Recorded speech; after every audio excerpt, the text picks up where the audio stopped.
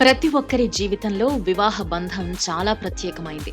3 ముళ్ళు 7 అడుగులతో ఒక్కటే జీవితాంతం కలిసుండడం, జీవితంలో ఎదురయ్యే ఎన్నో సమస్యలను జంటగా ఎదుర్కోవడం వైవాహిక బంధంలో ఉండే విశిష్టత.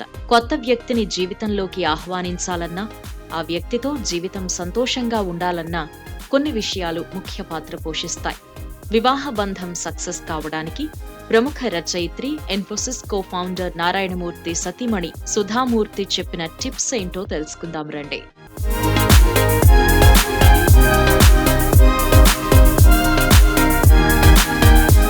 వివాహ బంధం విజయవంతం కావాలంటే దానికి మొదట అంగీకారం ముఖ్య పాత్ర పోషిస్తుందని సుధామూర్తి వివరించారు. తన భాగస్వామి ఇలాగే ఉండాలి అనే ఎక్స్పెక్టేషన్స్ ఏవీ పెట్టుకోకుండా వారిని అంగీకరించడం ఎంతో ముఖ్యమని అన్నారు.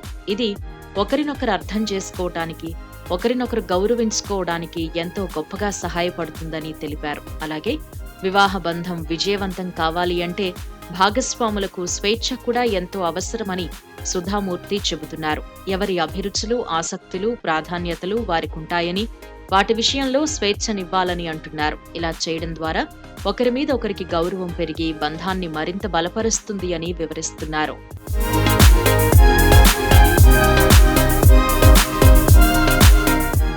అరేంజ్డ్ మ్యారేజ్ లో వివాహం జరిగే వరకు ఇద్దరు వ్యక్తులు వేర్వేరు కుటుంబాలకు చెందినవారై ఉంటారు.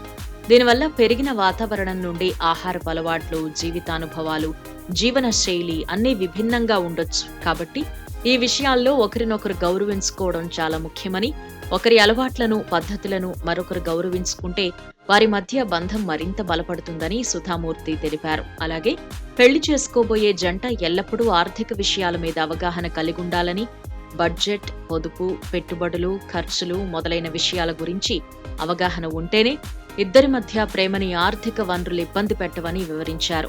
ఆర్థిక సమస్యలు చాలా వరకు వైవాహిక జీవితం మీద ప్రభావం చూపిస్తాయి కాబట్టి ఆర్థికంగా బలంగా ఉండాలి అని సూచించారు.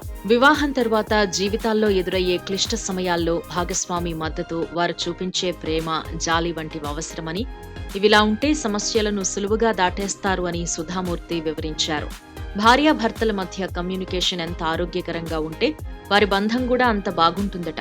ఇద్దరి మధ్య ఉండే నిజాయితీ ఆ బంధంలో నమ్మకాన్ని పెంచుతుందని, భావోద్వేగాలను వ్యక్తం చేసేటప్పుడు, కోపం, అసహనం వంటి పరిస్థితులలో ఉన్నప్పుడు భాగస్వామిని నొప్పించకుండా వారితో వ్యవహరించడం చాలా ముఖ్యమని సూచించారు.